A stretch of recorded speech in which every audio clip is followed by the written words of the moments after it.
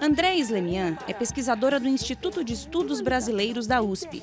Com pós-doutorado financiado pela FAPESP, Andréa integra o projeto Formação do Estado e da Nação no Brasil. Conversei com ela sobre as implicações e os acontecimentos que envolvem a chegada da família real portuguesa no Brasil.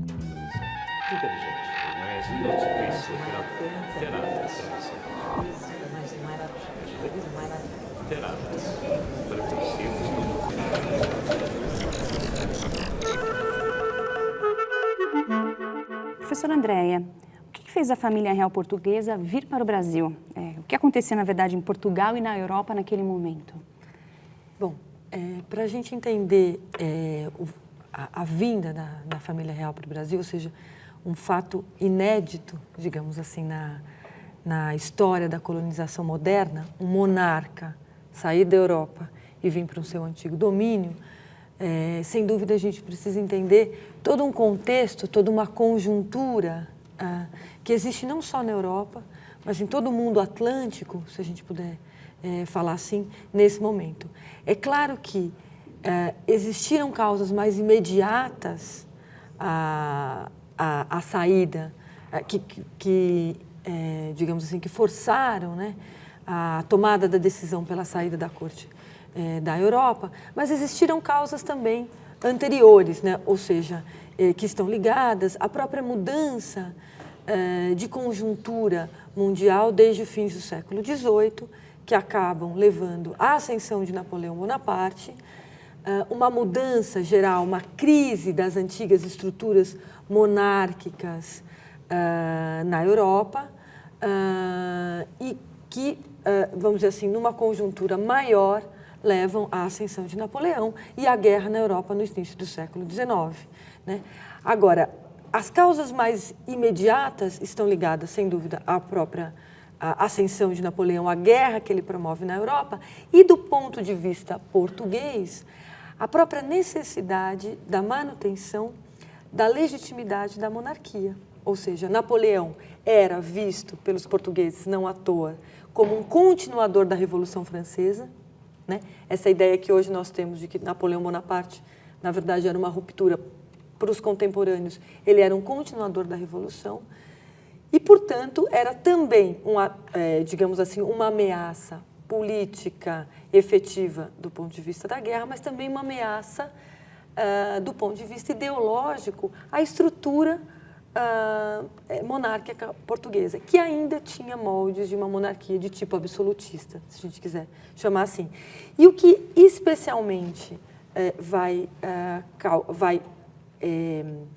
ser uma causa efetiva para a tomada dessa decisão é que Napoleão Bonaparte entra na Espanha em 1807 e daí a ameaça é real e é quando se decide pela vinda para a América, não é?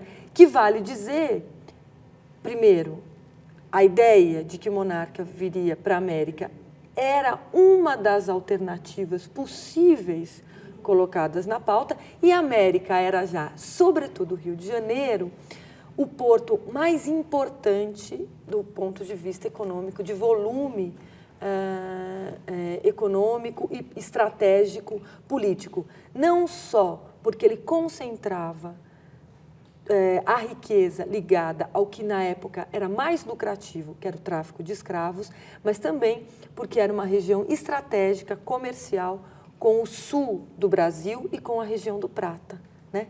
O que eu estou falando, principalmente, Buenos Aires, Montevidéu.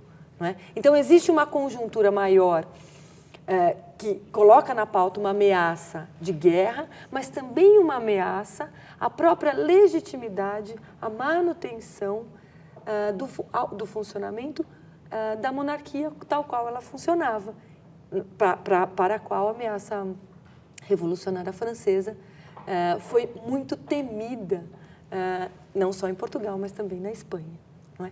Em linhas gerais. E a chegada da família real aqui? Como que o Brasil recebeu, na verdade? A colônia recebeu o rei, recebeu a família real naquele momento. Como que era o Brasil naquele momento? Na verdade, a gente precisa tomar um pouco de cuidado para falar do Brasil nesse momento. Por quê? Primeira questão. São partes muito distintas né? O que hoje se convencionou chamar de monarquia, de América Portuguesa, na verdade eram partes muito distintas de um território que depois, por meio de um processo de luta, digamos assim, se constituiu do que se constituiu o Brasil, não é? Mas, a princípio, Rio de Janeiro, Grão-Pará, Maranhão, a capitania, digamos, do Ceará, tinham vínculos muito distintos entre si, né? Eram partes muito distintas aonde o impacto da chegada da corte no Rio de Janeiro vai ser sentido de forma muito distinta. Vou dar um exemplo levando isso em consideração. É claro que quando o monarca chega, ele chega primeiro na Bahia, não é? Os baianos vão querer que o rei fique ali, né? Isso pela própria lógica de funcionamento de uma monarquia de tipo absolutista, aonde o rei é o centro de doação de privilégios, não é? Privilégios que são políticos e que são econômicos. Na verdade, as pessoas têm o privilégio de contratar o imposto do sal na Vila de São Paulo, né? Ou seja, isso é uma doação do rei que permitia ao seu vassalo agir em seu nome, não é? Portanto, falar em corrupção nesse sentido é estranho, no mínimo, porque faz parte da lógica de funcionamento de uma monarquia absolutista o monarca ceder os seus privilégios aos seus vassalos, e os vassalos almejam os privilégios. Essa é a lógica desse sistema. É isso que a ruptura de paradigmas de fim do século XVIII, a ideia de cidadania, a ideia de modernização, de construção de um Estado nacional, de controle de Estado, de separação de funções, de separação entre o que é público e o que é privado, bate de frente com essa lógica de funcionamento. Mas voltando à questão da América Portuguesa e do impacto muito diferenciado que a chegada da família real vai ocasionar, digamos assim, nesse território de domínio português, né, de vínculos de vassalagem com o monarca português. Se a gente pegar o exemplo que eu dei, o caso do Pará. No caso do Pará, a vinda da corte para o Rio de Janeiro, veja, Portugal está em guerra, ainda que a guerra dure um tempo curto e depois vai funcionar uma regência sob a liderança de um general inglês em Portugal. O Pará vai sentir esse fato de forma drástica. Por quê? Belém do Pará não tem nenhuma ligação, nem terrestre, nem via marítima com o Rio de Janeiro. E praticamente 90% do que sai do Pará nessa época vai para Lisboa. Portanto, entrando Lisboa em guerra, no Pará, isso cria uma situação de quase colapso da sua economia, o que vai ser muito diferente no caso do Rio de Janeiro e nas regiões que são adjacentes ao rio, sobretudo, e aí vou falar mais especialmente, no caso da capitania de Minas e da capitania de São Paulo. Por quê? Porque a chegada da corte vai significar, no primeiro momento, a instalação do centro do Império Português na América. Isso significa que rotas comerciais, rotas políticas, rotas simbólicas que saem da América e vão para Lisboa passam a convergir para o Rio de Janeiro, né? Ou seja, toda a lógica de privilégios, estar perto do monarca, ou seja, isso vai se centralizar aí. E, por outro lado, à medida em que cada vez mais chegam mais pessoas e que o monarca decide ficar definitivamente na América, isso eu posso falar daqui a pouco com mais vagar, você cria novas necessidades, não é? E novas formas de atendê-las. Uma questão onde eu acho que isso fica especialmente clara é todo o desenvolvimento que nessa área vai existir em relação ao comércio de abastecimento. Não é? Não à toa vai ser a partir de então, sobretudo a partir da chegada da família real, que toda a zona do sul de Minas, principalmente, se converte numa zona de abastecimento. Não é? Abastecimento aonde elites locais, grupos locais passam a investir num comércio de abastecimento, mesmo caso São Paulo, uma parte do que hoje é Paraná, né? Voltam-se, digamos assim, para a produção também de abastecimento, integrada a essa nova dinâmica regional criada, que é uma nova necessidade, digamos assim, criada pela instalação da corte, porque a instalação da corte significa, chega o rei, mas chegam ministros, chegam depois ministros de outras nações, chegam estrangeiros, né? É por isso que, a partir de então, falar em exclusivo colonial, falar em monopólio colonial, não faz mais nenhum sentido, não é? Porque a necessidade de funcionamento do centro imperial precisa, digamos assim, né? Necessita de uma maior integração nesse mercado atlântico, né? E como eu disse para você, o Rio já era o porto de maior volume nessa época, que concentrava, digamos assim, grande parte da riqueza do que você pode dizer colonial. E, só para terminar, essa questão, a gente pode avançar sobre esses desdobramentos, mas quando o rei chega na Bahia, em Salvador, o pedido dos comerciantes, o pedido da Câmara local é que o rei ficasse em Salvador. Não é? Seria um privilégio. Seria um privilégio, por um lado, que o rei ficasse em Salvador. Ou seja, é uma dinâmica que se altera de forma bastante significativa, né? Agora, o impacto é muito diferente em cada região. Na região centro-oeste, isso vai ser sentido de forma muito menor, né? Mesmo caso na região nordeste, que na época era chamada de norte. Pernambuco, Bahia, não é? Maranhão, enfim. Mas isso vai ser sentido de forma muito diferente. Então, a senhora acabou de dizer que a estrutura foi se adequando às necessidades da família real. Se nós pensarmos nas necessidades, ele trouxe, sabemos que a família real trouxe consigo livros, enfim, coisas que faziam parte da sua cultura. Não sabia se o tempo que ia ficar por aqui. As necessidades que o rei tinha, como a criação da própria imprensa, como foi sentido naquele momento, professora? Vou falar um pouco especialmente da imprensa, onde eu acho que é um caso bastante contundente. Diferentemente do que a gente tem ideia, e nós no Brasil sempre tivemos uma ideia um pouco jocosa, né? De Dom João VI, sua família, como se Dom João VI fosse um panaca, fosse um bobão, e a mulher ardilosa, não é? A Carlota Joaquina. Isso faz parte um pouco do imaginário brasileiro, a construção depreciativa da monarquia, né? Que tem a ver um pouco com a nossa história republicana, sobretudo a história republicana paulista, que construiu essa imagem depreciativa da monarquia. Na verdade, isso é muito complicado, se a gente for pensar assim. Por quê? Os estadistas, aqueles que estavam, digamos assim, que faziam parte do staff da corte de Dom João, eles estavam profundamente antenados, e isso era uma necessidade, não só com os desdobramentos da política na Europa, como com os desdobramentos da política na América. Porque, veja, em 1807, o monarca espanhol, depois de uma série de acontecimentos, é colocado em cativeiro, digamos assim, por José Bonaparte, ele não governa mais. Um movimento que se inicia na Espanha, sobretudo a partir de 1810, contra a invasão francesa, que vai dar, digamos assim, na guerra civil, né, na guerra contra os franceses, isso tem uma repercussão direta nos seus domínios americanos, né? E vai ser, sobretudo, a partir de 1810, onde você já observa em várias localidades na América, Buenos Aires, Caracas, Bogotá, Cidade do México, movimentos em nome da soberania do monarca que está em cativeiro. Movimentos que têm em si uma questão comum, a autonomia dos seus grupos locais pelo governo dessas regiões.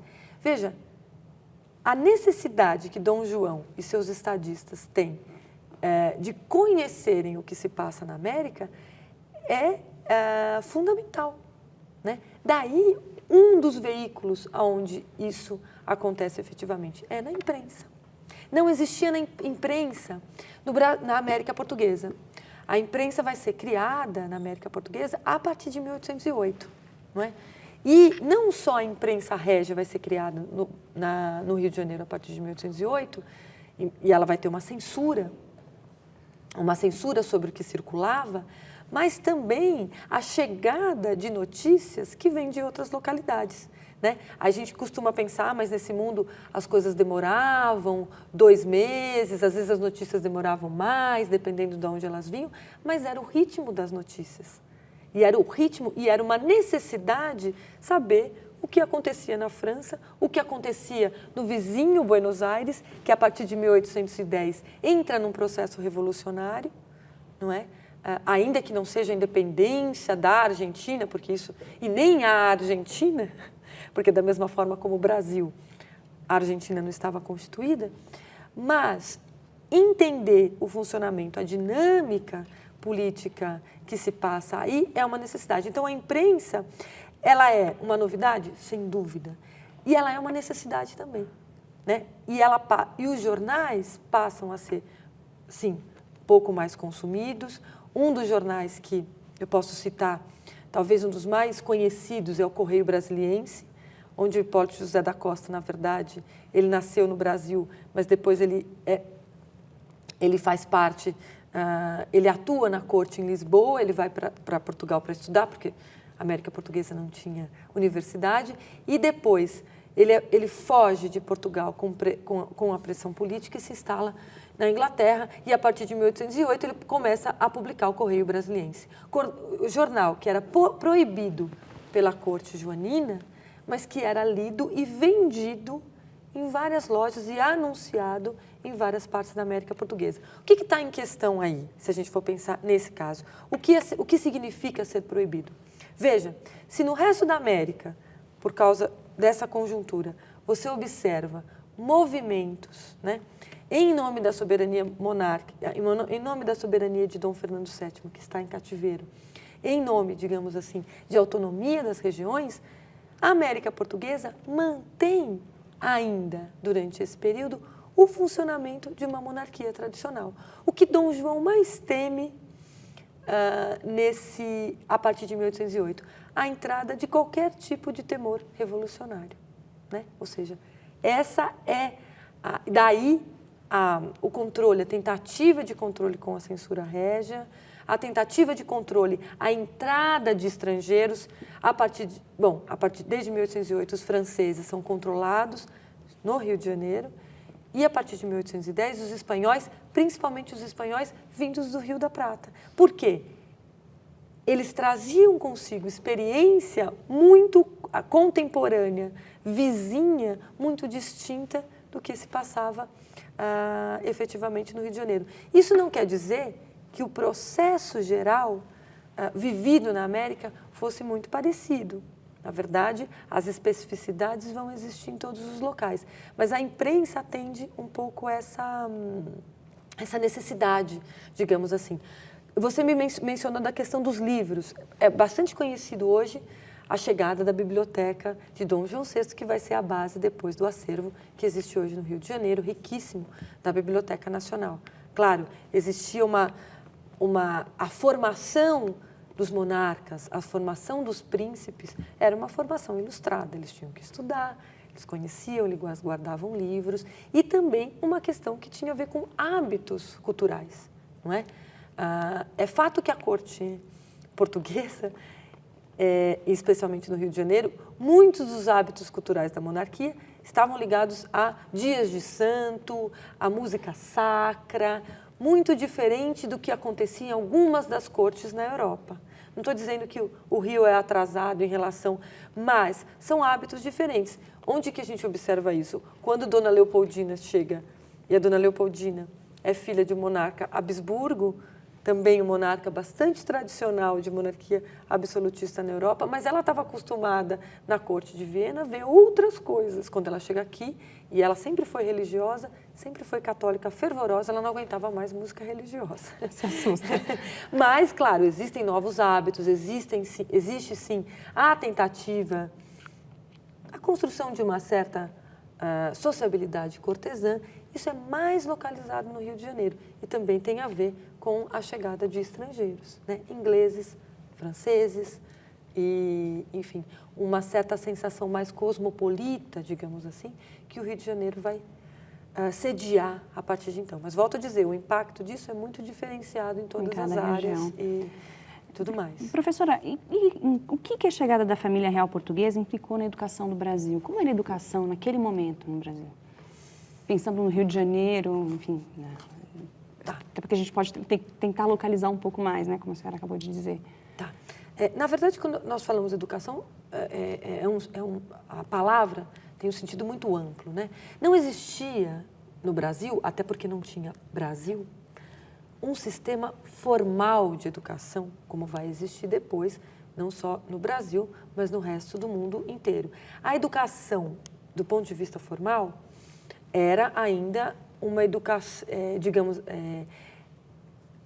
fazia parte um pouco de algumas escolas religiosas, algumas ordens implantaram, então os jesuítas tiveram, sobretudo ao longo da colonização, um papel importante no desenvolvimento do sistema formal de educação, mas o que existia mais próximo a isso era um ensino privado, onde principalmente setores de elites contratavam ou preceptor aos seus filhos, que aprendiam, isso é um fenômeno onde você tinha, digamos assim, escolas mais de...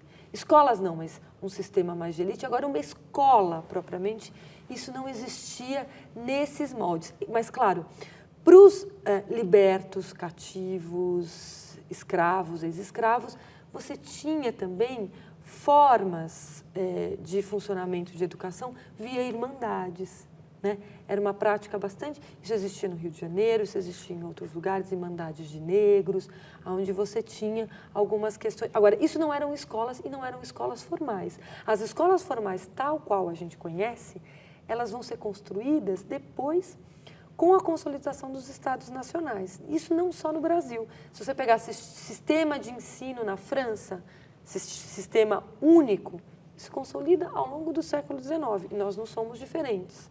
Isso vai acontecer aqui também. Agora, tem duas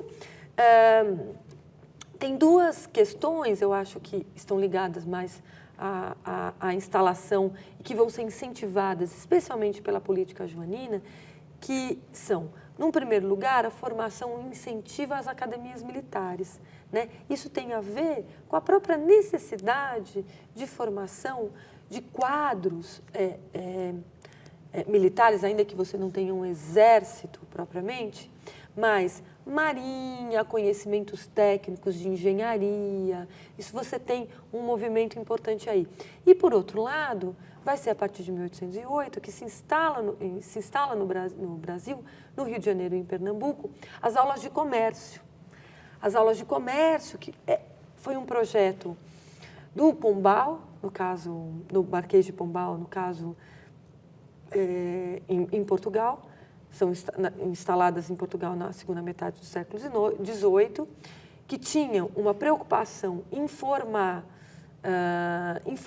os negociantes, informar, inclusive, nos seus procedimentos, nas questões técnicas ligadas ao comércio, e as aulas de comércio vão se instalar também no Brasil com uma preocupação também em ilustrar, digamos assim, os comerciantes, suas práticas e, enfim, o controle das suas caixas de comércio. Isso é toda uma preocupação que existia na época e que aqui acontece também no Brasil. Agora, um sistema formal, isso é posterior, né? Ainda que se você olhar nos jornais da época, a própria Gazeta do Rio de Janeiro, que é um dos jornais mais importantes, criados a partir de 1808, você pode olhar o surgimento de aulas e de vários professores estrangeiros, onde vão dar aulas de língua, vão dar aula de dança, vão dar aulas, enfim,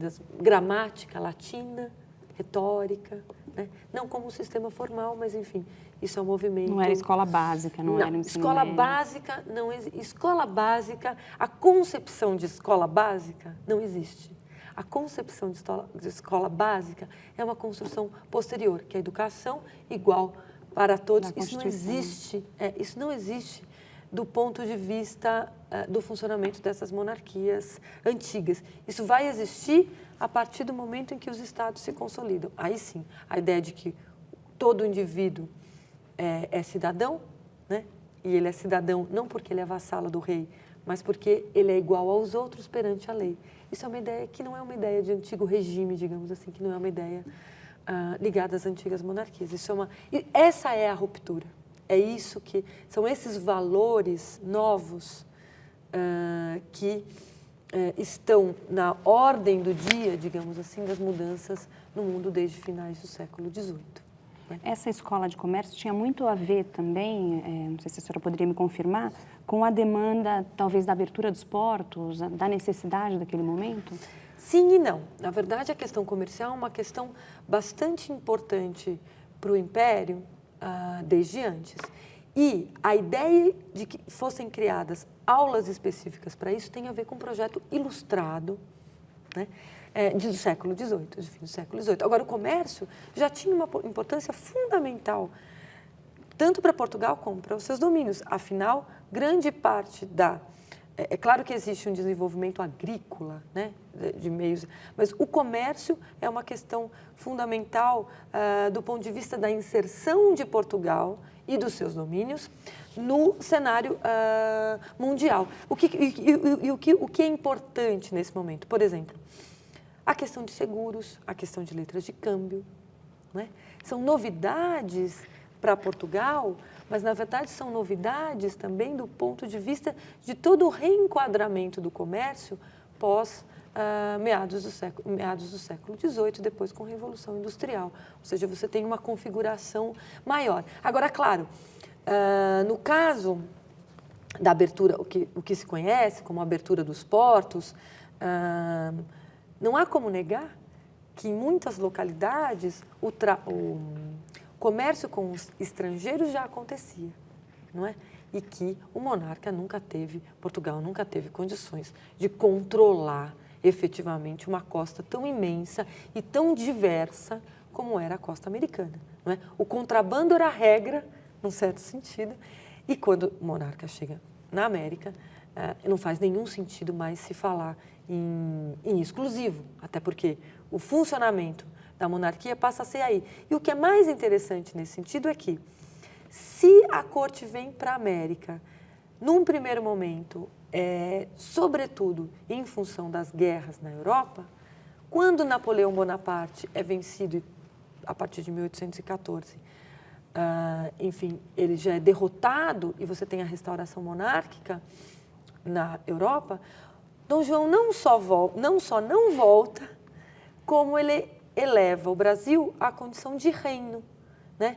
Porque o Brasil era o vice-reino do Brasil, e era o reino de Portugal e Algarves e o vice-reino do Brasil. O que isso significa? Significa que o monarca não só ia ficar, como ele estava instalado no Rio de Janeiro e tinha criado uma área de integração, uma dinâmica regional para a qual é interessante a permanência do monarca no Brasil, não é?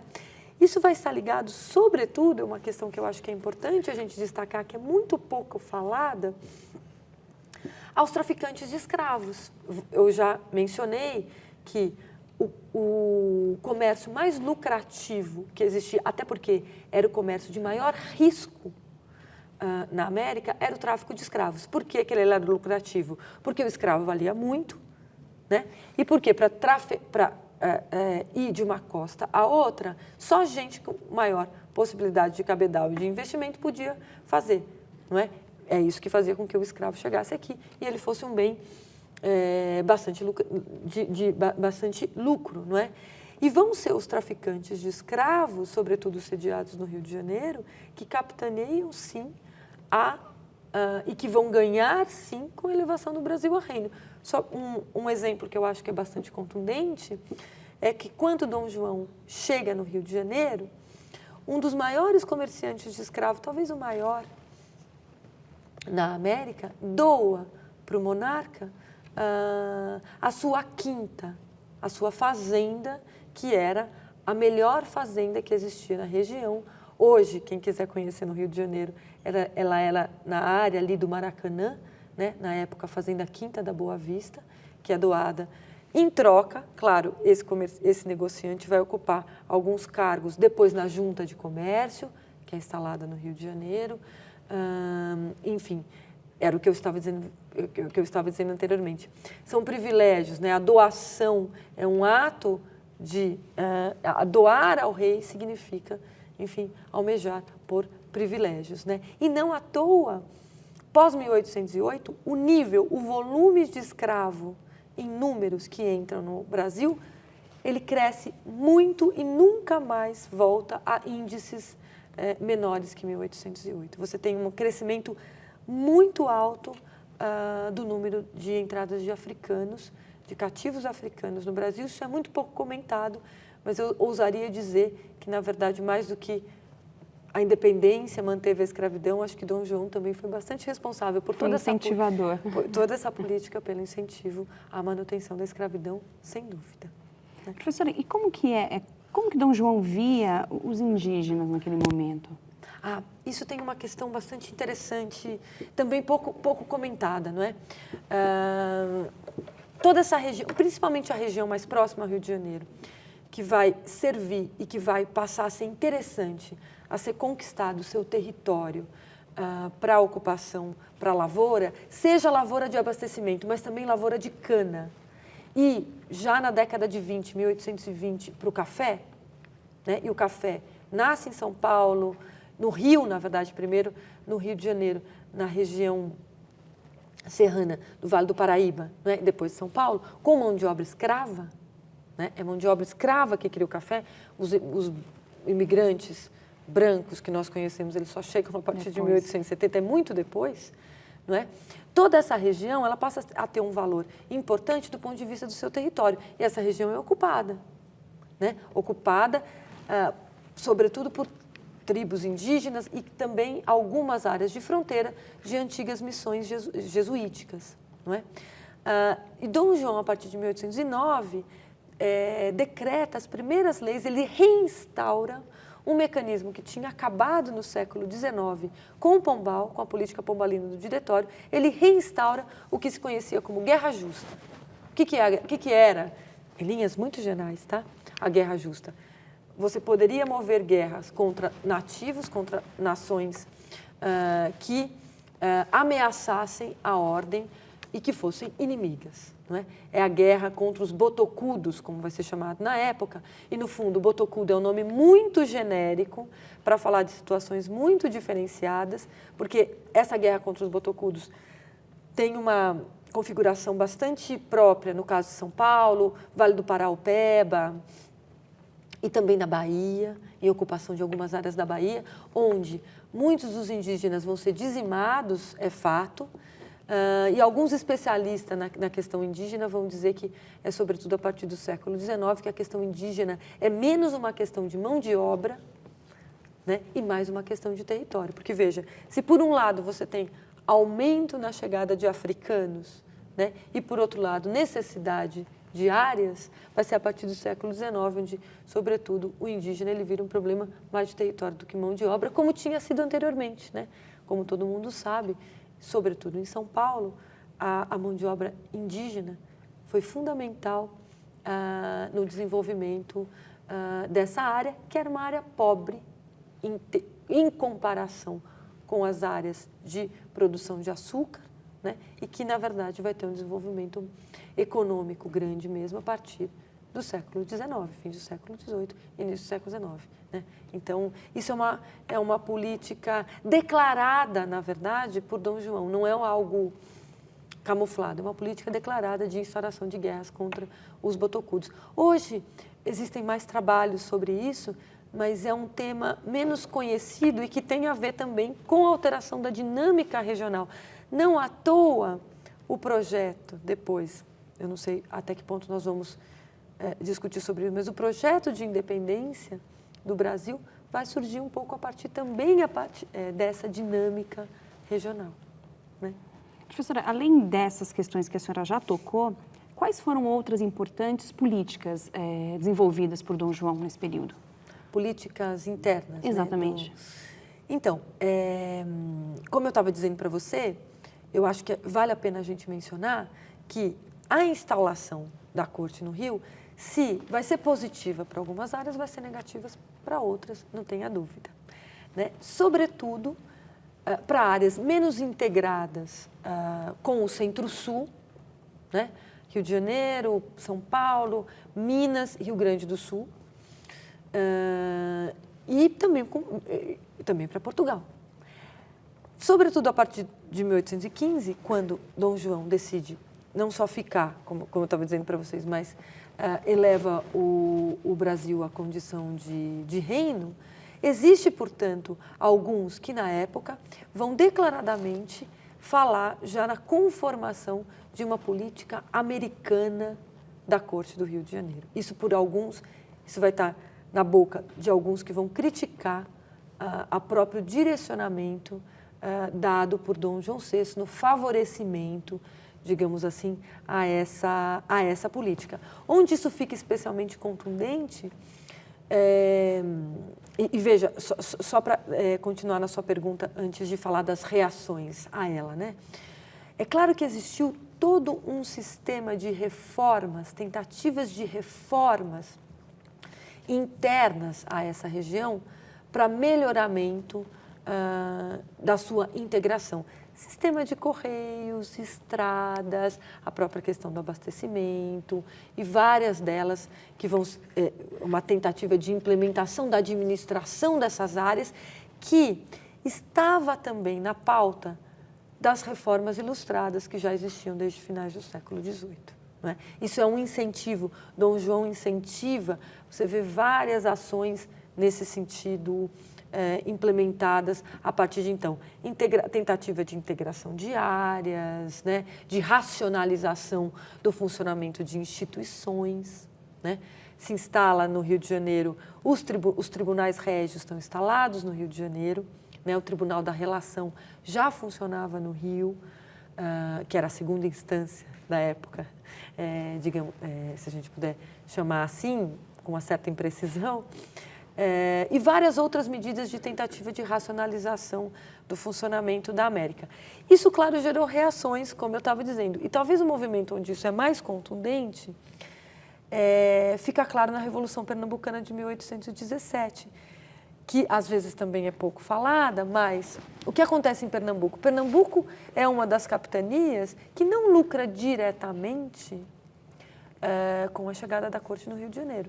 Pelo contrário, na verdade, muitos dos pernambucanos,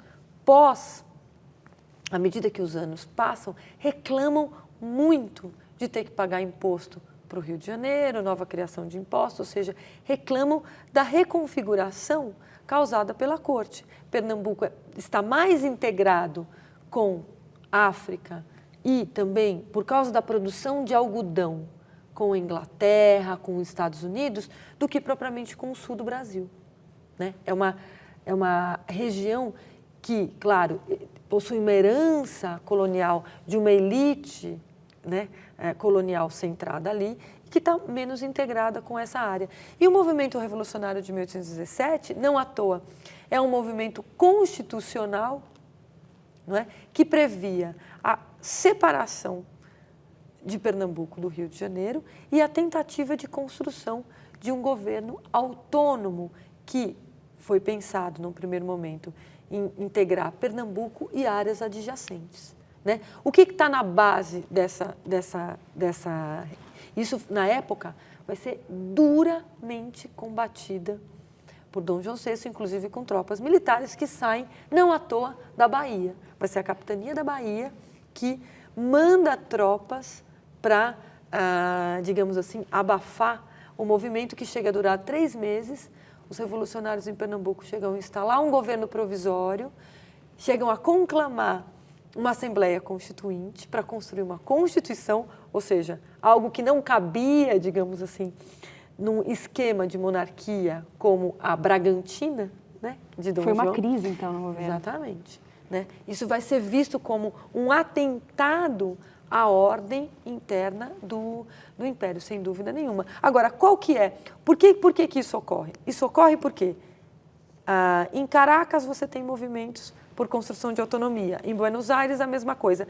No que depois se configurou o Uruguai, que era conhecido como a Banda Oriental, você tem um movimento temido, muito temido por Dom João VI, que é o movimento liderado por José Gervásio Artigas, que era um antigo caudilho, e que tenta implementar um Estado autônomo e que, entre as suas medidas, estava a abolição da escravidão, né? Ou seja, Pernambuco ocorre porque existe uma experiência de contestação, né?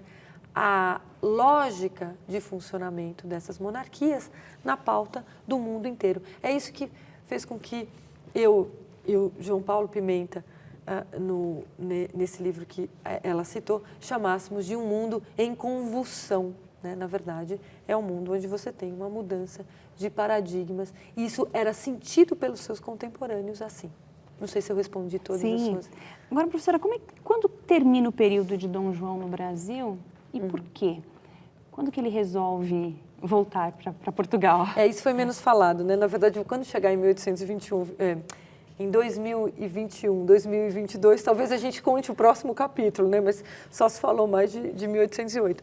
Olha que interessante. O que acontece é que, em 1817, da mesma forma como em Pernambuco, você tem já movimentos bastante contundentes de reação à política joanina em Portugal.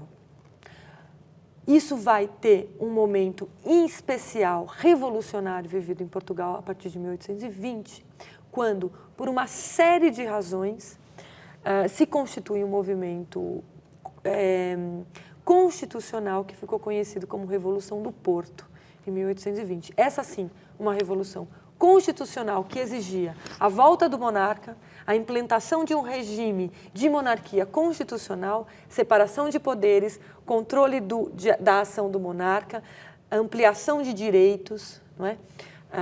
Para os cidadãos e tudo mais. Isso ocorre em 1820, em agosto de 1820. Um movimento que tem uma adesão rápida no Pará, Belém, e que força o monarca, que está no Rio de Janeiro, a aderir e se submeter, como foi chamado na época, às cortes de Lisboa. As cortes, como era o termo usado na época, nada mais era do que uma assembleia de representação, uma assembleia constituinte que se instaura em Lisboa a partir de janeiro de 1821 e que vai conclamar representantes da América para ocuparem os seus espaços e que vão chamar a si a soberania da nação.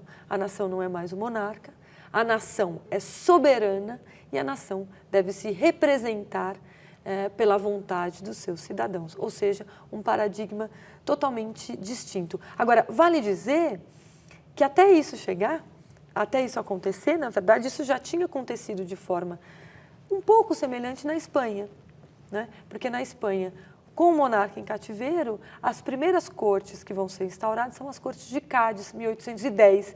Por isso é que os movimentos de autonomia na América Espanhola, eles se iniciam em 1810, na verdade. E as cortes de Cádiz, que se instauram e depois aprovam uma constituição, uma monarquia constitucional, que é bastante radical em algumas das suas assertivas, né? Conclamaram também para ocuparem os seus espaços deputados de várias localidades da América. E é muito interessante, porque os deputados, quando vão chegar, e vai acontecer um processo correlato no caso de português, quando os deputados dos antigos vice-reinos e reinos espanhóis chegam na Espanha, eles são rioplatenses, eles são novo-hispanos, eles são peruanos, mas não do estado do Peru, ou seja, é uma diversidade onde a unidade desse império, ela efetivamente vai ficar bastante comprometida, né? Por quê? Num sistema de representação política novo, todas as áreas têm que ter os seus representantes, todos decidem, enfim, a gente está falando de um novo paradigma, né? E vai acontecer a mesma coisa quando os deputados do Brasil não são brasileiros. Quando os deputados do Brasil chegam nas cortes, eles são paulistas, eles são baianos, eles são fluminenses, né? E quando chegam lá, a diferença efetivamente aparece. Agora, Dom João volta nesse momento, mas Dom João volta deixando seu filho, vale dizer. Na verdade, são momentos bastante instáveis vividos no Rio de Janeiro, a partir da adesão das cortes, a submissão, né, do monarca às cortes, momentos bastante conturbados vividos no Rio de Janeiro, E, como é que eu vou dizer? Depois, quando o monarca decide por voltar, ele deixa o seu filho como príncipe regente, com plenos poderes. Isso é um problema do ponto de vista das cortes.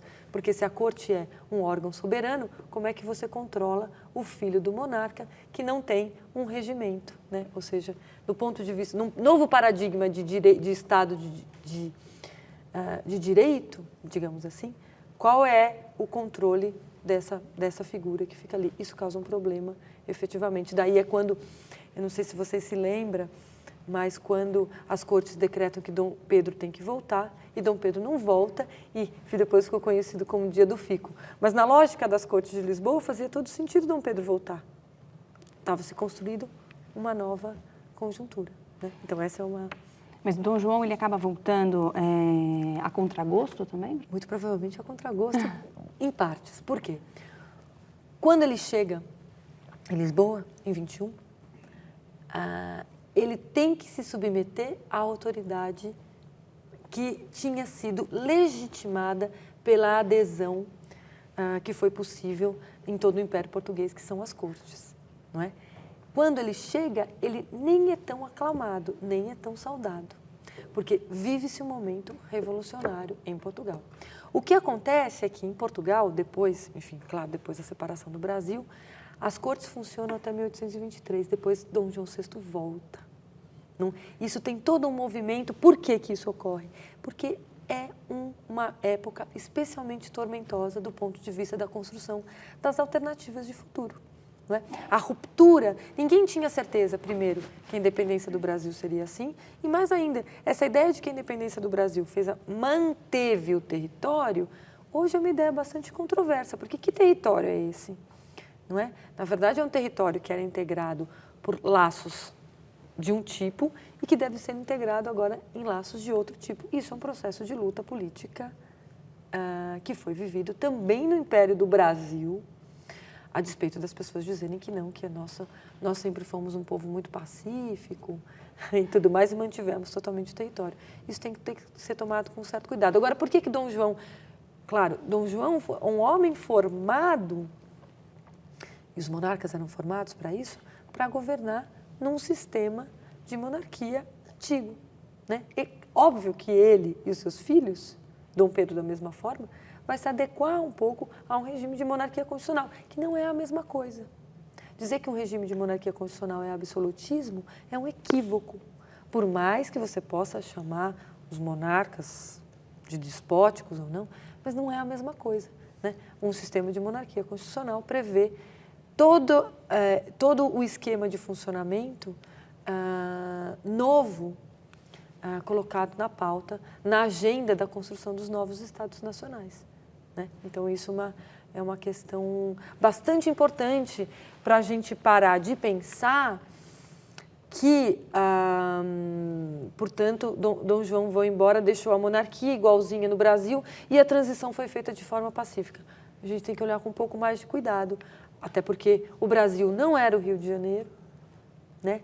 E, mais ainda, o Brasil não eram os grupos de traficantes de escravos. Você tem, enfim, um imenso território, populações mestiças, ou seja, você tem uma conformação bastante complexa que a gente tem que olhar com mais cuidado, digamos assim, para a nossa história e não ver isso como uma simples continuidade.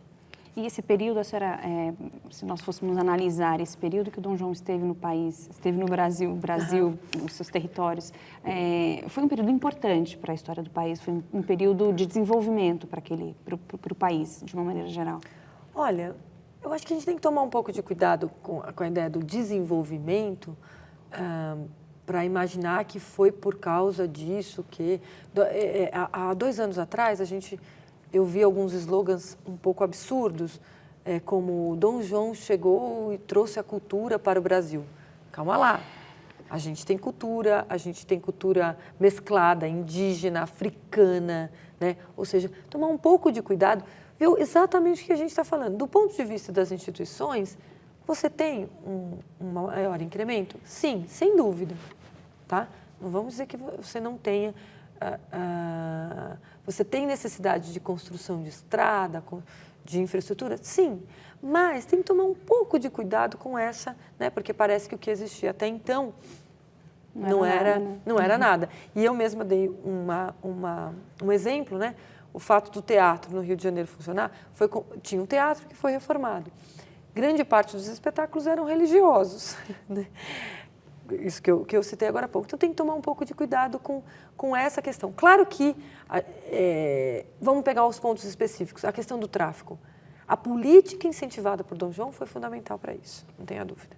Você vai chamar isso de desenvolvimento? Né? Então, é uma questão a se pensar. A questão dos indígenas, a mesma coisa. E do ponto de vista das alternativas políticas, é importante, sim, a gente pensar o período joanino, porque, olha só, é fato que nós tivemos aqui, pós-independência, um monarca.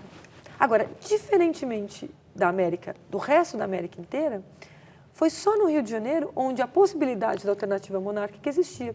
E você sabe, uma questão bastante pouco estudada, pouco conhecida por nós, se chegou a cogitar em outras localidades da América que familiares do monarca espanhol pudessem vir para a América e assumir governos locais. Isso foi pensado em Buenos Aires, por exemplo. No México, pós-independência, o responsável pela independência, digamos assim, um dos líderes da independência, Agustín de Iturbide, proclama, a partir de 1821, uma nova dinastia e se autoproclama imperador. Ou seja, nós tínhamos um herdeiro legítimo em solo americano. Isso construiu, sem dúvida, a possibilidade dessa alternativa.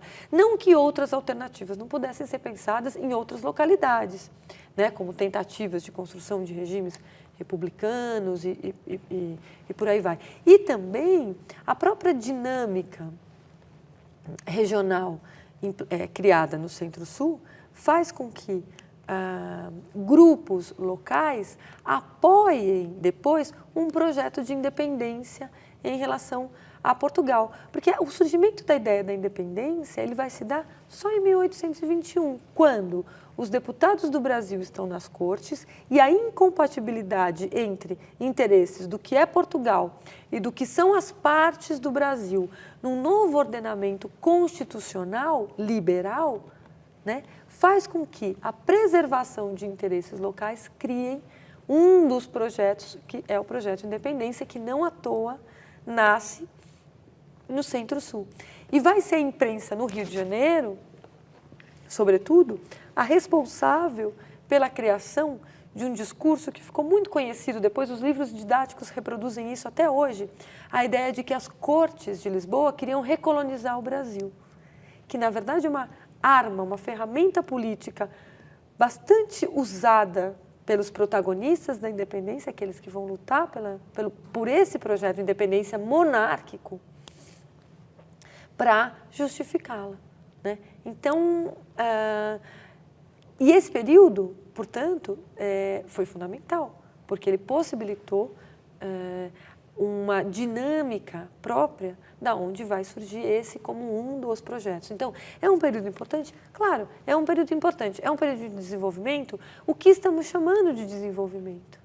Não é o que nós estamos falando, tratando por isso. Agora, sem dúvida, é um período onde não dá para negar que a questão depois, né, do Império do Brasil possuir um monarca legítimo, herdeiro bragantino, e ser um império liberal e escravista, ter acontecido, para isso, os anos do período joanino no Brasil foram fundamentais.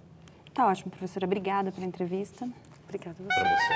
Inteligente, mas não te penso que terá para você. Terá.